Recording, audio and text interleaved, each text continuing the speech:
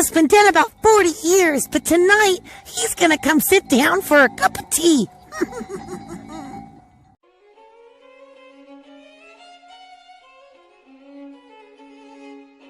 Hi, I'm Lichen, and this is Left Hand Puppetry. In today's special Day of the Dead episode, I'm going to show you how you can summon the spirits of your deceased loved ones into your house for a tasty harvest time meal. The ritual we'll be using tonight is a pagan tradition called the Dumb Supper. Now, this kind of dumb doesn't mean stupid, it means quiet. It's a whole meal held in silence so we can hear the spirits. Ooh. Here's what you need to know to hold your own dumb supper. It's typically performed on Samhain, when the veil between the living and the dead is the thinnest. Ooh.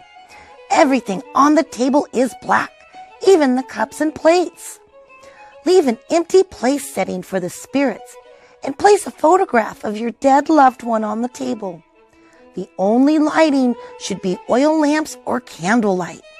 And, most of all, no talking during the meal.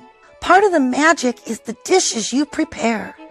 We like to go a little bit further and make some extra special dishes for the dumb supper. There's a magical fortune-telling bread, traditional Irish colcannon, and our spectacular left-hand puppetry special, the MEATBABY. It's more than a dumb supper.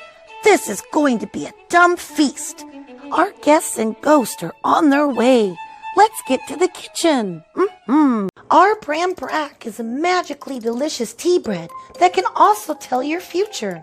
Small items are placed into each piece of cake, and which one you get determines your fate. The raisins in the hot tea for a couple hours. Yum! Heat your oven to 350. Mix up your batter and pour into a cake pan. We are using a mini butt pan. Bake until springy. For us, it took about 40 minutes. Let it cool and then add your fortune-telling items. Press one into the bottom of each piece.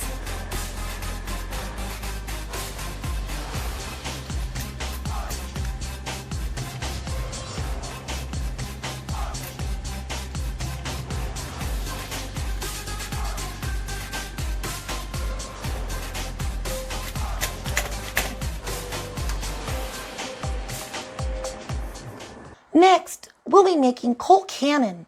Colcannon is a traditional Irish dish of potatoes and cabbage, often served on Halloween. Heat your oven to 350. Peel the potatoes and boil until soft. Finally, chop the cabbage and lightly brown with a little butter. Mash all the ingredients together and lay into a baking dish, or more traditionally, a cast iron skillet.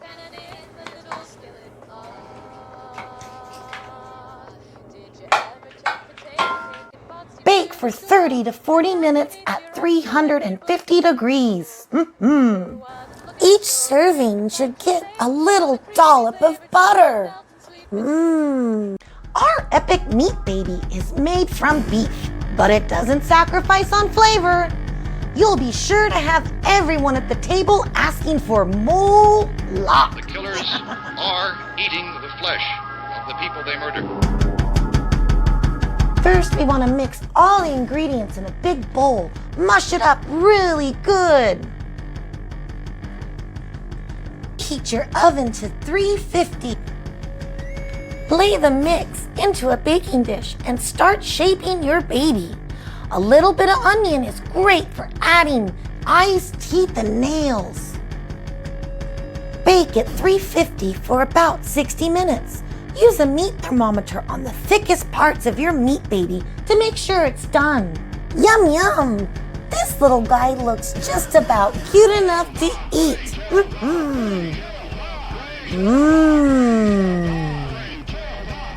Okay, guys, the food's all ready and I've set the table.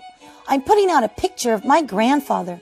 He was a pretty cool guy who hung out with the Oak Ridge boys. Wow! And for the living guests, we have a very special treat. He's my cousin, I think, and he's come up all the way from Tennessee. Ah, that must be him now. Hey, what's for dinner? Well, it's almost midnight. Let's go have our dumb supper. And remember, once we go back in the house for dinner, we have to be quiet until the meal is done. See you next time, everybody.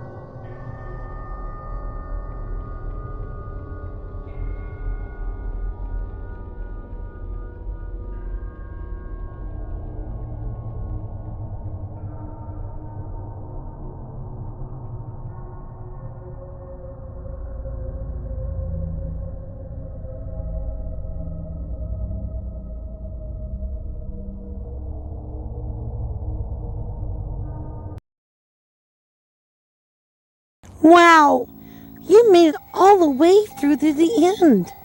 You must really like us. Can you go down here and press some buttons for us, please? Thanks for watching. Hail me!